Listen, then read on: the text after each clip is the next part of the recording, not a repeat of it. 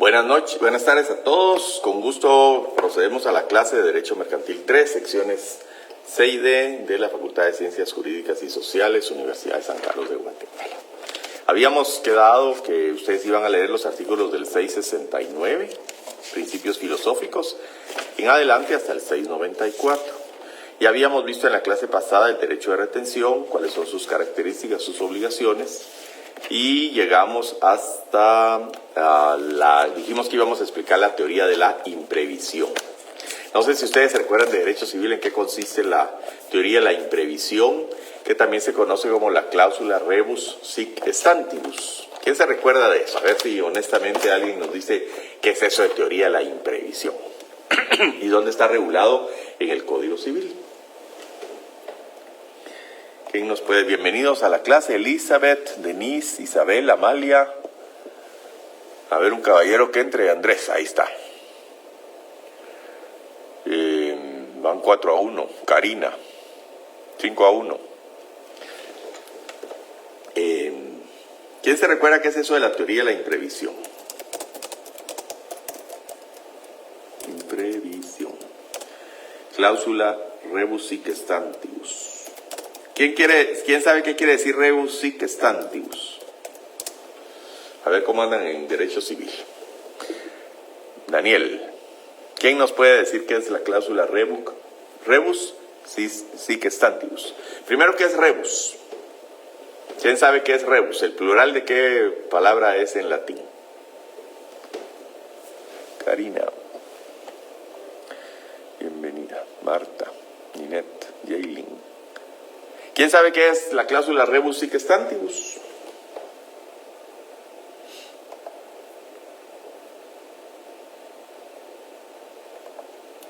Aquí tengo en todo contrato, dice la ley, Lu Pontaza, buenas tardes, Lic, Pablo, pero nadie me está contestando, solo me están saludando. Mejor en vez de saludarme, por favor, alguien que me diga qué es la teoría de la imprevisión o la cláusula rebus sic stantibus, o alguien que me diga qué es rebus, qué significa rebus en latín. Les voy a dar una pista. Es el plural de la palabra res.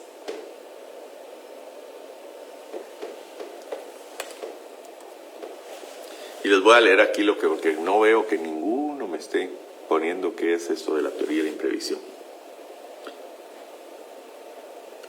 La teoría de la imprevisión postula que ante la ocurrencia de un hecho extraordinario, general, imprevisible y ajeno a las partes, ¿teoría de qué dijo Lick? De la imprevisión.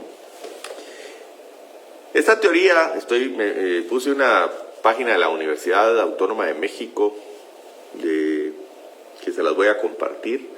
La teoría de la imprevisión postula que ante la ocurrencia de un hecho extraordinario, general, imprevisible y ajeno a las partes, que cause un desequilibrio económico entre las prestaciones pactadas en un contrato, haciendo más gravoso el cumplimiento de las obligaciones para uno de los contratantes, la parte afectada podrá solicitar la modificación del contrato a efecto de recuperar el equilibrio de las obligaciones y contraprestaciones pactadas. No es una cosa por otra, Ninette. Fernando, vamos a ver, es una cláusula que permite modificar las condiciones del contrato en circunstancias especiales. Sí, este está mejor. Este es Lu Pontaza. ¿Y cuáles son esas circunstancias especiales? Alguien ya lo buscó, por lo menos. Entonces, efectivamente, ¿qué quiere decir rebus sic stantibus? Es una locución latina que quiere decir mientras las cosas. Rebus es el plural de res, y res es cosa. Acuérdense que de res nullius. Res nullius es una cosa de nadie. Y rebus es el plural, entonces dice más o menos mientras las cosas permanezcan iguales o permanezcan estáticas. Asesoría jurídica pregunta, ¿de qué consiste la teoría de la imprevisión o rebus sic stantibus? Vamos a ver qué nos puso aquí. ¿Pero solo eso nos puso? Asesoría jurídica, UNAM México, sí, ahí está. Alejandro Desiré Varillas. Muchas gracias, Alejandra. Sí, ahí está, les voy a compartir esto en la página. Bueno, pero básicamente lo que quiere decir es mientras las cosas permanezcan iguales. En otras palabras, en la teoría de contratación civil, lo que dice, estoy buscando mi Biblia que no encuentro. Aquí está. Nos vamos a los contratos del Código Civil. Y entonces ahí dice que cuando se perfecciona un contrato, obliga a los contratantes al cumplimiento de lo convenido, siempre que lo convenido esté dentro de las disposiciones relativas al tipo de contrato que se celebre. Y eso está en el artículo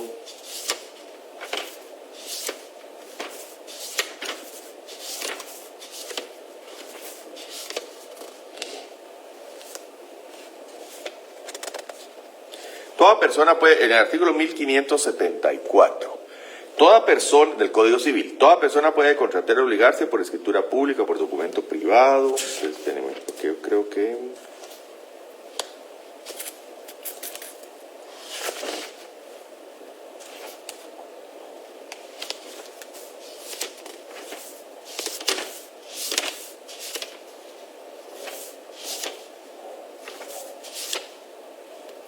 obligaciones de los provenientes de contratos, 1517. La teoría rebus se mantengan stantibus en las mismas condiciones o situaciones iniciales. Realmente rebus es cosas, es el plural de res. Que se mantengan stantibus en las mismas condiciones o situaciones iniciales. Artículo 1330 del Código Civil y 699 del Código de Comercio. Efectivamente, el 1517 dice, hay contrato cuando dos o más personas convienen en crear, modificar o extinguir una obligación. Y el 1519 dice, desde que se perfecciona un contrato, obliga a los contratantes al cumplimiento de lo convenido, siempre que estuvieran dentro de las disposiciones legales relativas al negocio celebrado, y debe ejecutarse de buena fe y según la común intención de las partes. En lenguaje popular se dice, el que se compromete debe cumplir a lo que se comprometió. Y entonces eso es básicamente la norma que se llama pacta sunt servanda. Los pactos, los contratos deben ser cumplidos. Esa es la primera norma, la pacta sunt servanda, ¿verdad?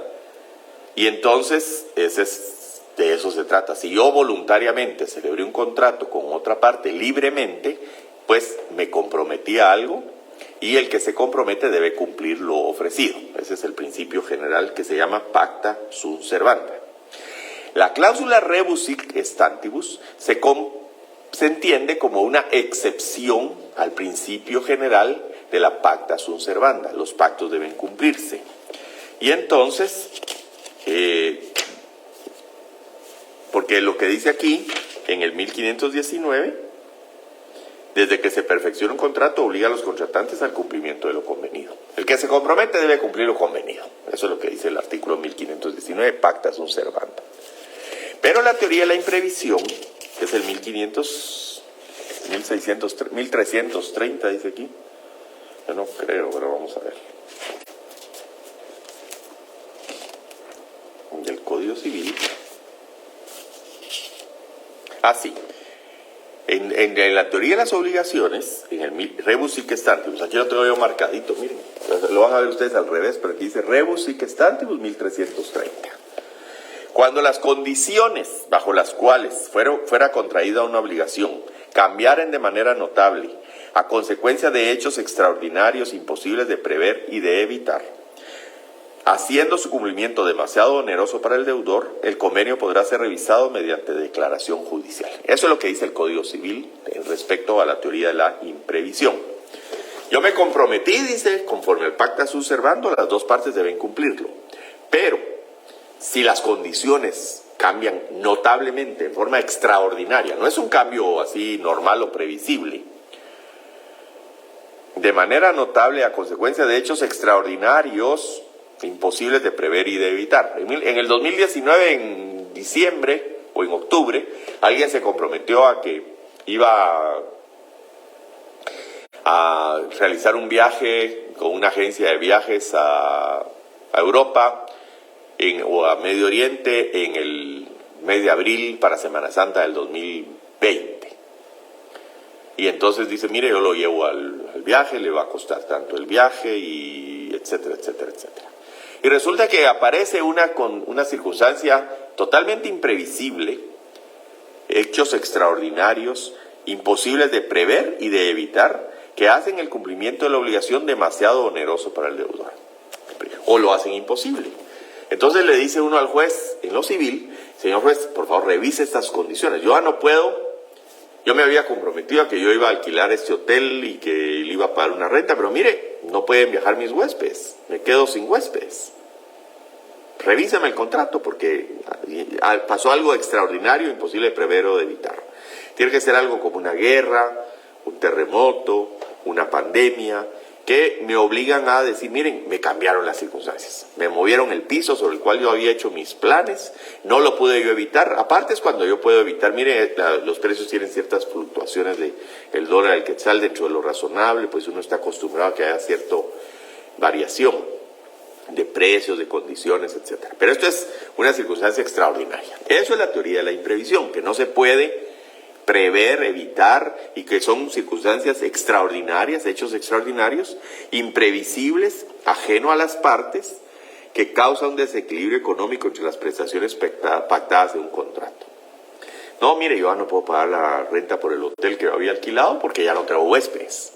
¿Por qué no tengo huéspedes? Porque declararon una pandemia o apareció una enfermedad a nivel mundial en el 2019, en diciembre, en Europa, y primero en Asia, después en Europa, y aquí a Guatemala nos llegó en marzo del 2019. Yo había comprometido que iba a pagar tanto por el hotel, ya no puedo. No tengo huéspedes, no tengo ingresos. Claro, gracias Marcos. Ese es otro de los efectos de la mora. Lo que dice Marcos, le recuerdo que solo aplica en lo civil si el deudor no está en mora. Si está en mora, él tenía que pagar la renta en octubre o noviembre o diciembre y no la pagó, no puede decir: mire, hubo una pandemia en diciembre, enero, febrero, marzo del 2020 y yo no voy a pagar la renta que yo debía de octubre, noviembre y diciembre del año pasado. Ahí hasta en mora en esas rentas y esas las tiene que pagar. Posiblemente ya no va a poder pagar la mora a partir de que ocurrió la circunstancia extraordinaria. Pero las rentas que ya debía, no me venga a decir que no las va a pagar por el hecho imprevisto, imprevisible, etcétera, ¿verdad? Entonces la diferencia en lo civil y en lo mercantil es que en el Código Civil está la cláusula rebus sic stantibus en el 1330, que viene a ser una excepción a la cláusula rebus sic stantibus, y yo le puedo pedir al juez en lo civil que revise la obligación. Rebájeme la renta, deme más plazo, negociemos, mire, restablezcamos ese equilibrio que había. En cambio, en el Código de Comercio, terminación 688, Código de Comercio, únicamente los contratos de tracto sucesivo. Aquí solo dice, mire, solo en esos que son de tracto sucesivo. ¿Cuáles son los contratos de tracto sucesivo? Son aquellos que se pagan prestaciones periódicas. La renta, por ejemplo, es un contrato de tracto sucesivo porque cada mes se renueva la obligación de tener que pagar la renta, o se va pagando por prestaciones periódicas. Y para eso les insisto que es bueno que ustedes lean el libro del doctor Villegas, en donde está la clasificación que ya les había dicho yo, de las páginas 28 y 29, creo, donde les dice qué contratos son de tracto sucesivo.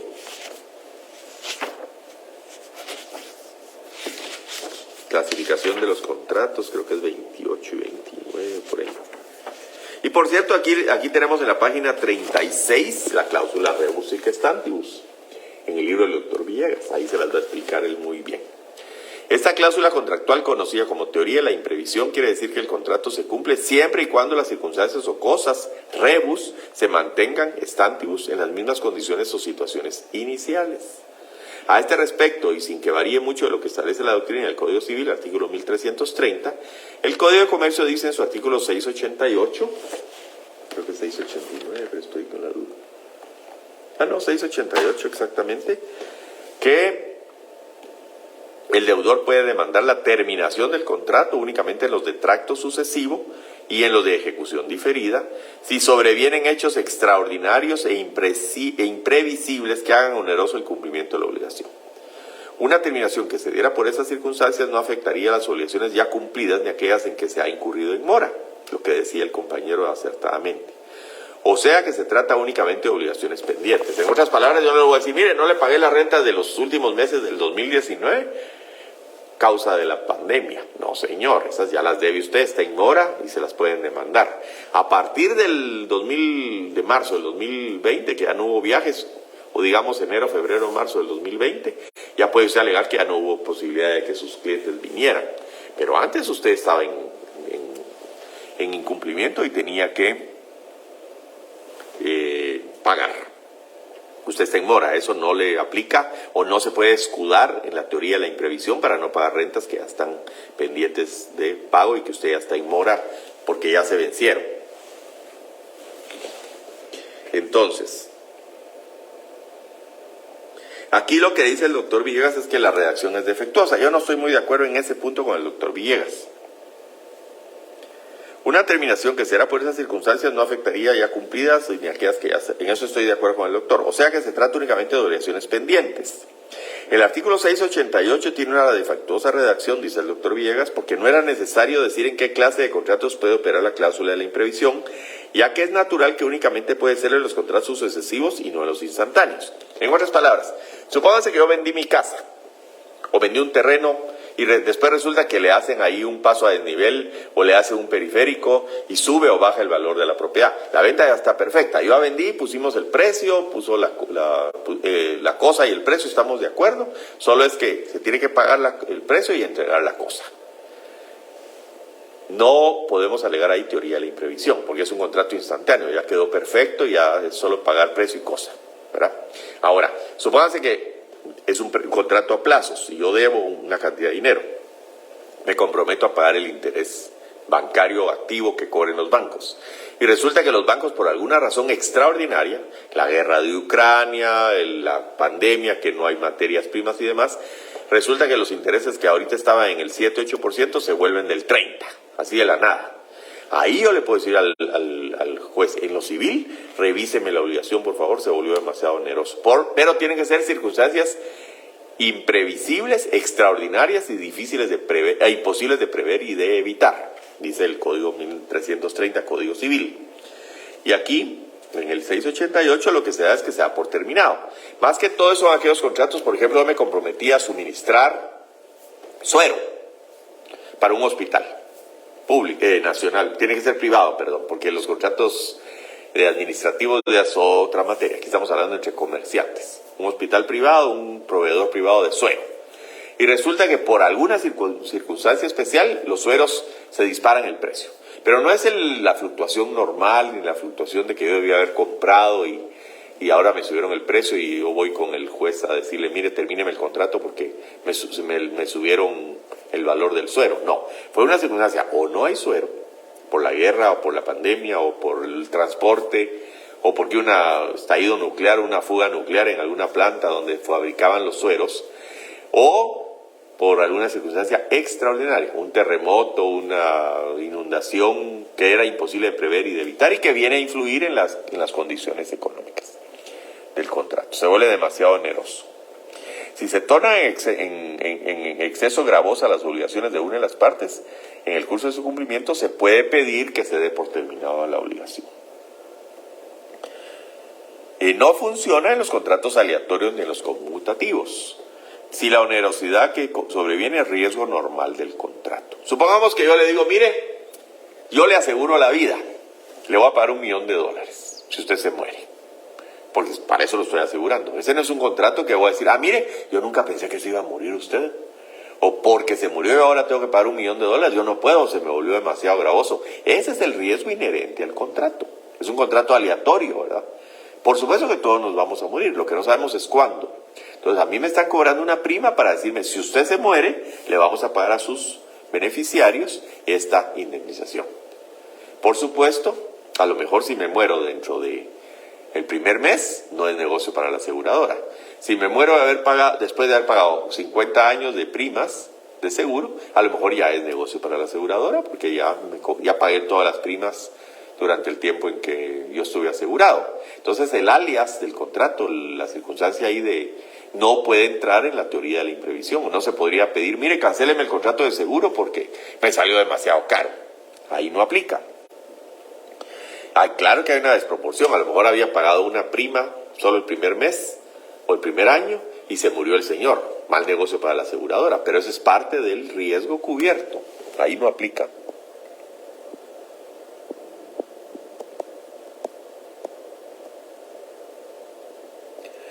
Puede suceder una compraventa de inmuebles en dólares.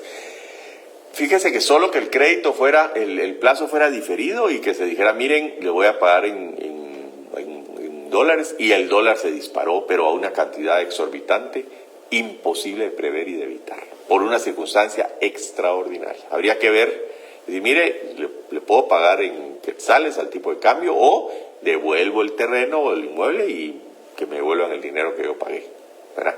Se da por terminado. Así opera la teoría de la imprevisión en lo mercantil.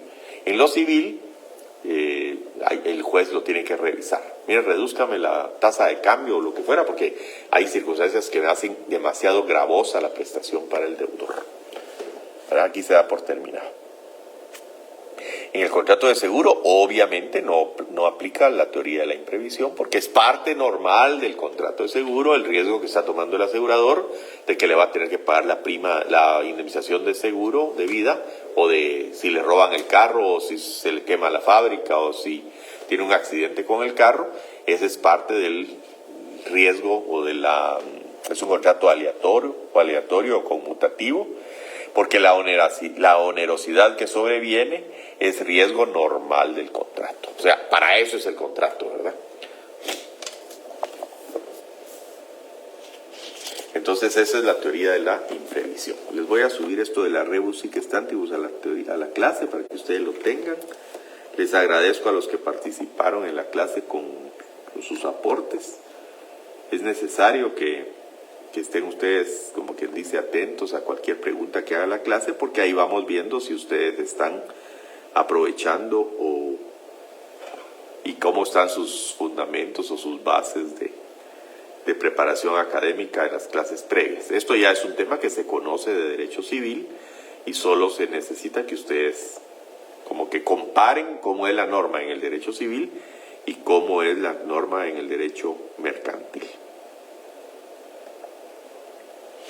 Entonces les voy a poner esta página en el derecho, en la clase de Google Classroom.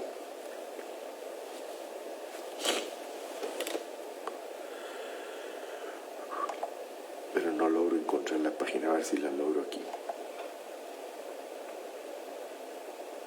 No has iniciado sesión. Ahí está ya.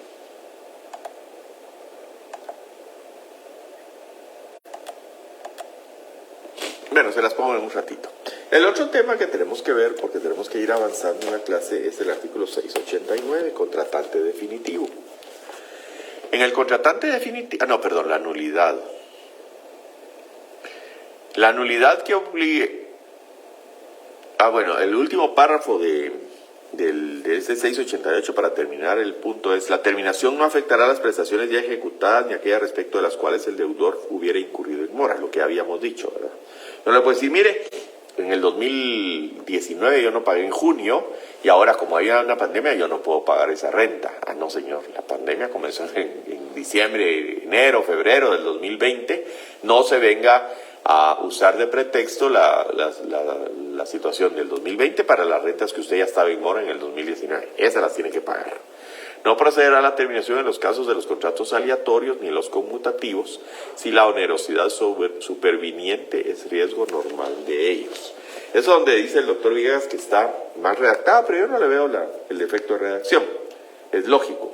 Lo que les estaba diciendo hace un rato es que para refrescar qué contratos hay y qué clases de contratos, entonces ahí necesitamos que ustedes recuerden la clasificación de los contratos. Aquí está en la página 38 y 39 del doctor Villegas. Y nos pregunta cuáles son los contratos nominados e innominados. No, pero aquí estamos, conmutativos y aleatorios. Nuestra ley sigue la corriente de programar esta clasificación como una subdivisión de los onerosos. De manera que hay oneroso conmutativo y oneroso aleatorio. Normalmente los contratos son onerosos, salvo aquellos que son, por ejemplo, donación, que son una donación gratuita, ¿verdad? La mayoría de los contratos hay una contraprestación. El oneroso conmutativo es donde las partes saben desde el principio que van a recibir. Y el aleatorio es donde hay algunas circunstancias, así como la del seguro, si pasa tal cosa, si sube la bolsa, si baja la bolsa, si se muere, si no se muere, si le roban, si no le roban, si se quema, si no se quema. O sea, lo que está cubriendo es esa alia, ¿verdad? El contrato conmutativo es aquel en que las partes están sabidas desde que se celebra el contrato cuál es la naturaleza y alcance de sus prestaciones, obligaciones. De manera que aprecian desde el momento contractual el beneficio o la pérdida que les causa o les podría causar el negocio. Si yo tengo que pagar $100,000, yo sé que tengo que pagar $100,000. Obviamente, yo estoy asumiendo el riesgo del tipo de cambio, normal. Si por una guerra en Ucrania, si por una pandemia, si por un terremoto, una inundación o por alguna circunstancia, una explosión nuclear, el tipo de cambio cambiara de manera dramática por circunstancias extraordinarias, no el tipo de cambio normal que va fluctuando, ¿verdad? Entonces yo ahí puedo decir, miren, aquí tengo que aplicar teoría de la imprevisión. Si es un contrato de tracto sucesivo y un contrato pendiente de cumplimiento, de ejecución diferida. Si ya pagué los $100,000, se acabó el negocio. Ya me dieron la casa, ya pagué el precio, contrato cerrado. De manera que aprecian desde el momento contractual el beneficio o la pérdida. En cambio, el contrato es aleatorio cuando las prestaciones dependen de un acontecimiento futuro incierto que determina la pérdida o ganancia para las partes. El contrato de seguro, por ejemplo. Y las apuestas, ¿verdad? Una apuesta en una carrera de caballos. Obviamente voy a ganar si el caballo gana y voy a dejar de ganar si el caballo pierde. O voy a perder si el caballo pierde. Pero eso es parte del tipo de contrato que yo estoy celebrando, ¿verdad? Si sube la bolsa, voy a ganar con las acciones que compré en reporto, que recibí en reporto. Si baja la bolsa, voy a perder con las acciones que recibí en reporto, ¿verdad? O sea, es parte del riesgo que yo estoy asumiendo, ¿verdad? Entonces, cuando tengan duda de los contratos conmutativos, aleatorios, etcétera, páginas 38 y 39 del libro del doctor Villegas Lara. El siguiente artículo habla de la nulidad. ¿Qué es la nulidad? Hay nulidad cuando hay vicio del consentimiento. ¿Cuándo hay vicio del consentimiento? Pues cuando es un menor de edad, un incapaz, hubo violencia, dolo, intimidación. Todo eso está dentro del Código Civil. No varían las causas de nulidad. Hay nulidad relativa cuando son convalidables y nulidad absoluta, que es la ausencia o falta de los requisitos del consentimiento. ¿Se recuerdan de todo eso, verdad? Todo eso lo van a encontrar ustedes en el Código Civil,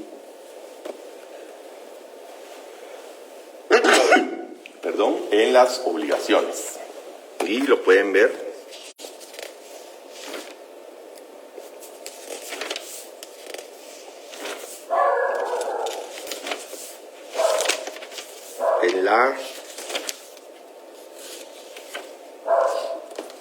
en la página, en los artículos 1251, que es la declaración de voluntad. Dice: el negocio jurídico requiere para su validez capacidad legal del sujeto que declara su voluntad. Si es menor de edad, si es incapaz o si no está en el uso de sus facultades, no puede haber consentimiento. Consentimiento que no adolezca de vicio y objeto lícito. Yo no puedo celebrar hoy día en Guatemala un contrato, una obligación válida sobre una sustancia prohibida, porque el objeto no es lícito. O vender a una persona o una trata de personas, etcétera, porque son objetos ilícitos, ¿verdad? Entonces, si hay tiene que tener una capacidad legal del sujeto que declara su voluntad, de todos. Consentimiento que no adolezca de vicio. ¿Y cuáles son los vicios del consentimiento? Error, violencia, dolo. Y el objeto tiene que ser lícito. Si no tiene esos tres requisitos, el contrato puede ser nulo, ¿verdad? Y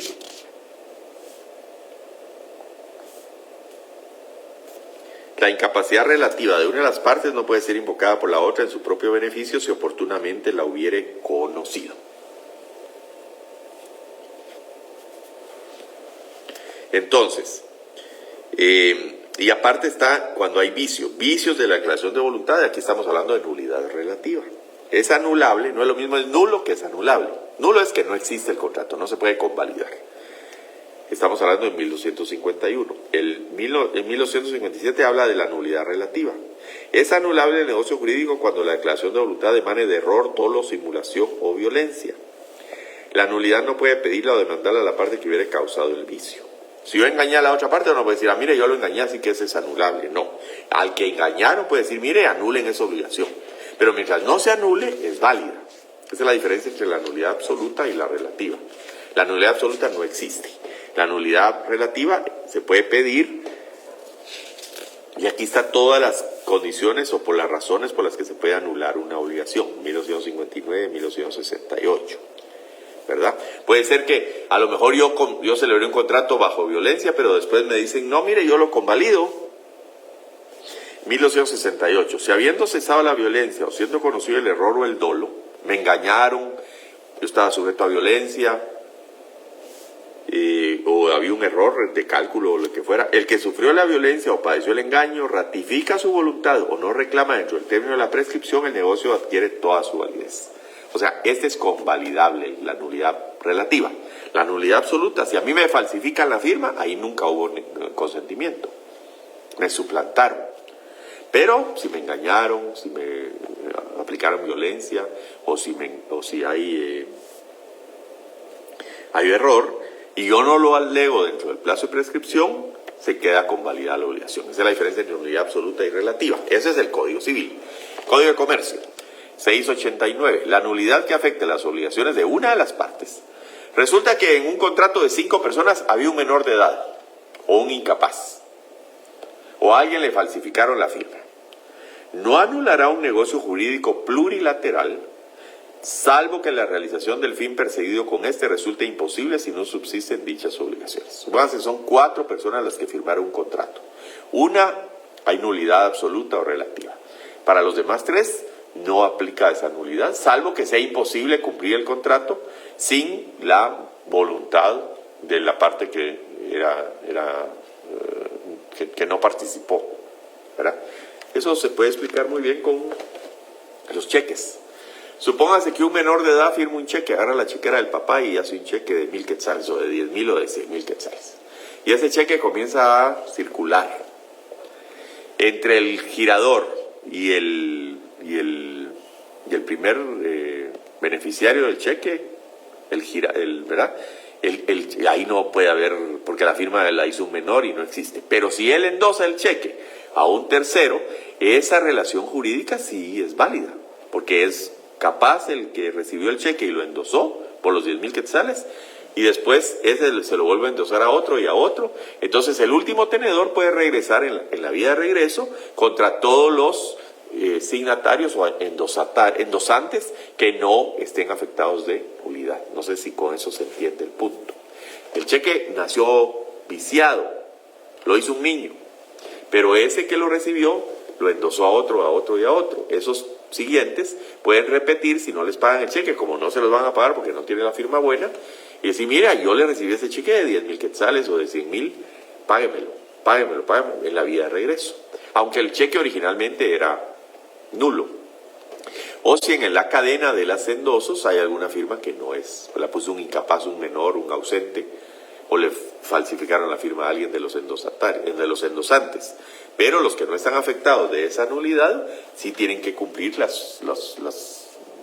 obligación derivada del cheque. Si es un contrato plurilateral, celebra un contrato con 5 personas que les voy a suministrar mercadería. Firma un menor, un incapaz. Pues respecto de él, a él probablemente no le puedo cobrar porque no estaba en sus cabales, no tenía capacidad de ejercicio cuando firmó el documento. Todavía el menor lo puede ratificar cuando llegue a la mayoría de edad y con eso queda convalidado. Pero si no lo ratifica o si sigue siendo menor, los otros 4 que sí firmaron, que no están afectados por la nulidad, tienen que pagar la mercadería que recibieron, ¿verdad? Y si hay uno que era solidario, o si todos eran solidarios entre sí, todos van a tener que pagar la parte del menor que estaba, o el incapaz, que no es, cuya obligación es nula. No sé si con esto les queda claro.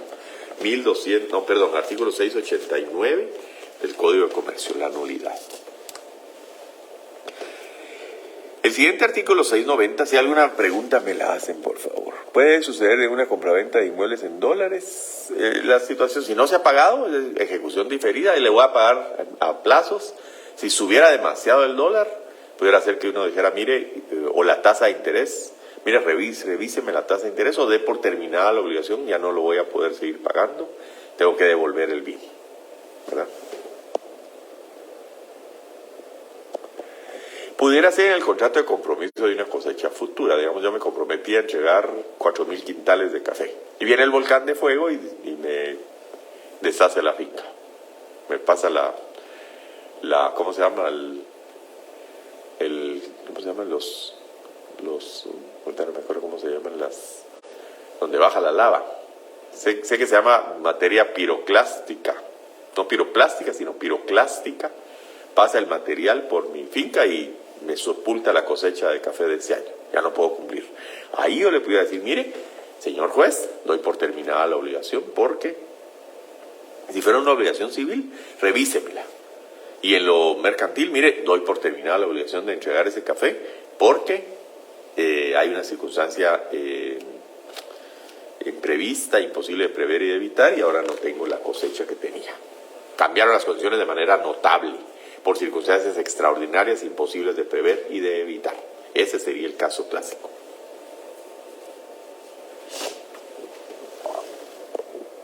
Muchas gracias por su pregunta.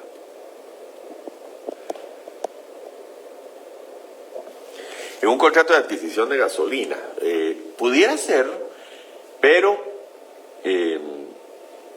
digamos, supongamos que me comprometo a suministrar gasolina a un cliente, entre particulares. Los contratos con entidades públicas están sujetos a la ley de compras y contrataciones y eso no es materia de este curso, porque aquí estamos hablando de negociaciones entre comerciantes. Supongamos que me comprometía a suministrar gasolina a tal precio, a tanto el galón, y viene una circunstancia otra vez imprevista, imposible de prever y evitar, porque el petróleo tiene su fluctuación en la bolsa de valores. El barril de petróleo tiene ciertas variaciones, eso es normal. Si a consecuencia de una guerra o de una circunstancia extraordinaria, imposible de prever y evitar, el precio del barril se triplica, ahí ya se le puede decir, mire, ahí ya no puedo, se da por terminado el contrato de suministro de combustible. Ese sería un ejemplo.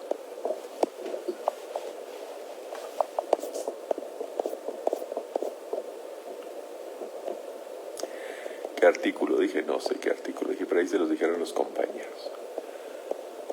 Disculpe, no le entendí la diferencia entre nulidad absoluta y relativa. Bueno, le invito a que lea a Couture, o que lea a Covielo, o que vea a Calamandrei, algún buen tratadista de derecho civil, en donde le explique la diferencia entre nulidad absoluta y relativa.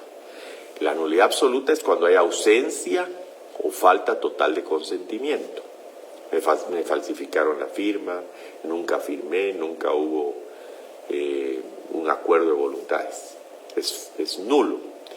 Nulidad relativa es cuando hay un vicio del consentimiento, que está aquí en el artículo 1257, cuando se vuelve anulable la declaración de voluntad. Sí hubo declaración de voluntad, pero emana de error, de dolo, de simulación o de violencia. Esos son los vicios de la declaración de voluntad. Esos son convalidables si el que está afectado de la nulidad relativa lo convalida o no reclama dentro del plazo de la prescripción. Aparentemente todo está bien y cuando me doy cuenta del error no reclamo. O convalido, digo, bueno, me tontearon, pero yo voy a respetar mi palabra y estoy de acuerdo.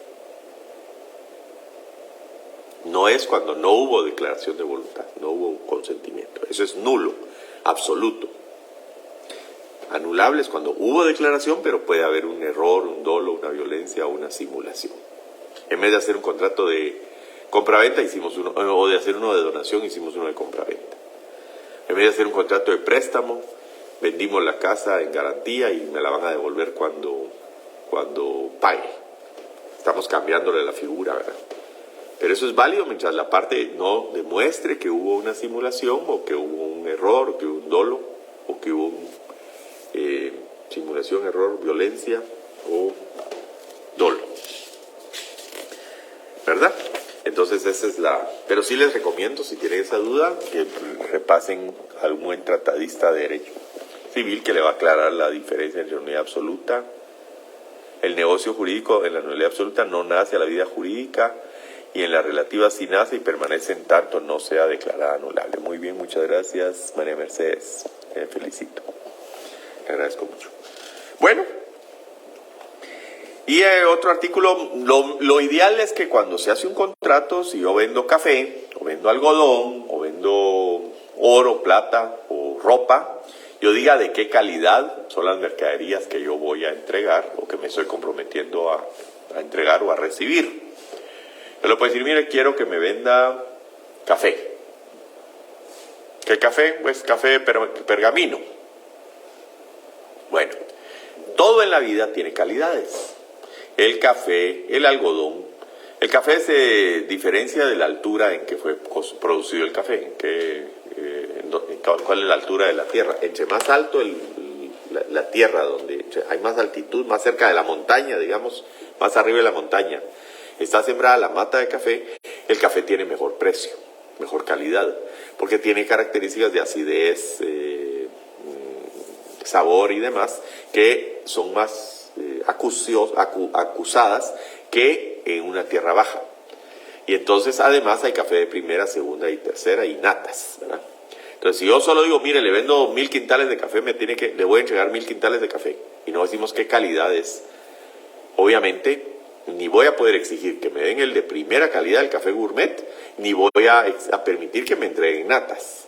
Entonces lo que dice aquí el artículo es que si no, obviamente lo ideal es que en el contrato, como cuando nosotros redactemos contratos, seamos muy acuciosos y digamos, mire, estábamos negociando 1000 quintales de café en pergamino o en oro. Pergamino es el que tiene la cascarita que amarilla y el oro es que ya no la tiene.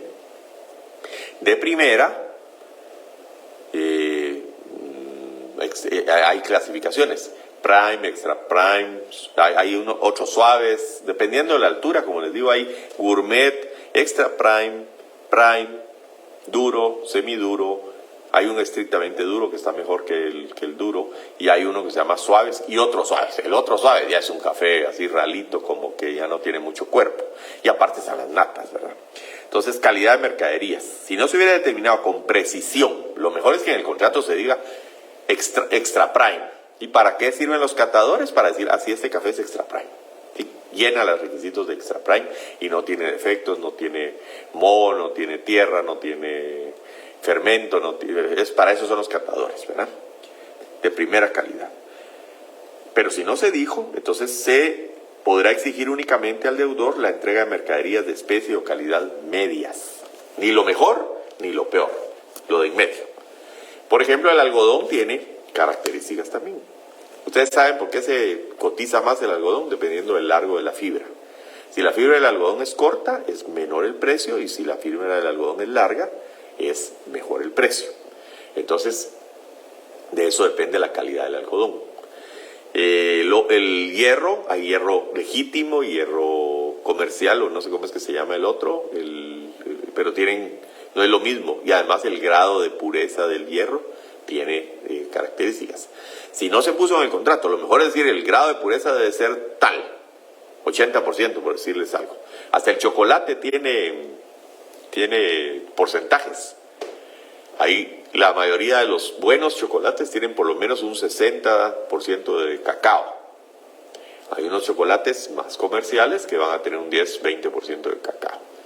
Entonces, si ustedes no especificaron en el contrato de qué tipo de cacao, de qué tipo de oro, hay oro de 14, oro de 10, oro de 18, entonces se tiene que recibir tantas onzas de oro de calidad media. Ni lo mejor, pero tampoco lo peor. Lo mejor es que el notario o el que redacta el contrato se preocupe de especificar ese tipo de disposiciones. Bueno, entonces ese es el artículo 690, calidad de las mercaderías. Y el último que vamos a ver hoy es el 691, la capitalización de intereses. ¿Qué es eso de capitalización de intereses? Pues es lo que se llama como anatocismo. Anatocismo o capitalización de intereses. Por favor, yo tenía que... La imagen la vamos a dejar ahí. Anatocismo, ¿hay quien lo puede buscar ahí, por favor?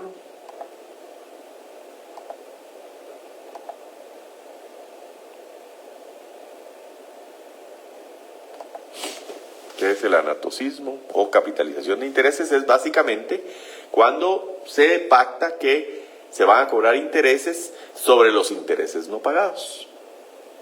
Eso lo hacen mucho las tarjetas de crédito. No necesariamente es usurario, porque en lo mercantil se permite la capitalización de intereses. En las obligaciones mercantiles se podrá pactar la capitalización de intereses siempre que la tasa de interés no sobrepase la tasa promedio ponderado que apliquen los bancos en sus operaciones activas en el periodo de que se trata. O sea, se puede pactar que si yo no pago los intereses al final del mes, me lo suben al capital y me cobran intereses sobre el nuevo capital, que incluye el capital que ya debía, más los intereses que no he pagado, que se suman y me van a cobrar intereses sobre capital más intereses no pagados. Eso es capitalización de intereses o anatocismo. El anatocismo, con gracias Lawrence. El anatocismo consiste en acumular al capital de un préstamo los intereses vencidos y no satisfechos para que estos a su vez generen nuevos intereses. Eso es el anatocismo. En lo mercantil se puede pactar, conforme al artículo 691, lo único es que no se permite que excedan la tasa de interés no sobrepase la tasa promedio ponderado que apliquen los bancos en sus operaciones activas en el periodo de que se trate, ¿verdad? Si me están aplicando intereses superiores, yo le puedo decir, miren, no, eso no me lo pueden capitalizar. Me pueden capitalizar sin exceder la tasa promedio ponderado. Sí, tiene que ser conforme a lo que dice lo que cobren, lo que reporte la Superintendencia de Bancos o el Banco de Guatemala que están cobrando los bancos para sus operaciones activas.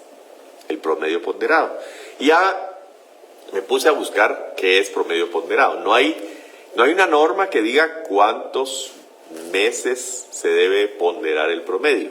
Lo que encontré es que en el Banco de Guatemala dice que desde más o menos 2010 viene ponderando el promedio.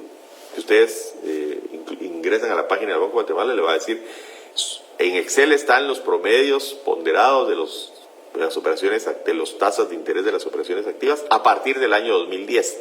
Lo que quiere decir ahí es que están sumando todas las tasas que se han cobrado desde el 2010 hasta el 2022 y se dividen entre, por ejemplo, los meses que han transcurrido durante esos años, ¿verdad? O sea, se van incluyendo datos del pasado para suavizar, como les digo, la curva. O sea, ese promedio incluye lo que se cobraba en el 2010, en enero, febrero, marzo, abril, los 12 meses del 2011, los años siguientes, ¿verdad? Hasta llegar al 2022 en junio. Entonces estoy incluyendo en el cálculo, estoy ponderando ese promedio, incluyendo el cálculo desde el 2010, ¿verdad? No son los últimos 6 meses, sino que estoy incluyendo varios años, para que el cálculo sea más ajustado con la historia, que es una medida estadística, ¿verdad? Entonces ahí estamos por la clase de hoy, les agradezco mucho su atención.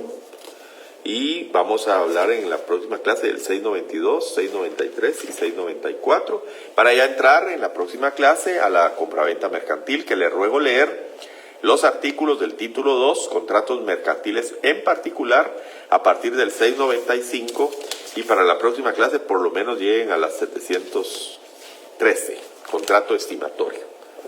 Gracias, feliz noche y que les haya gustado la clase.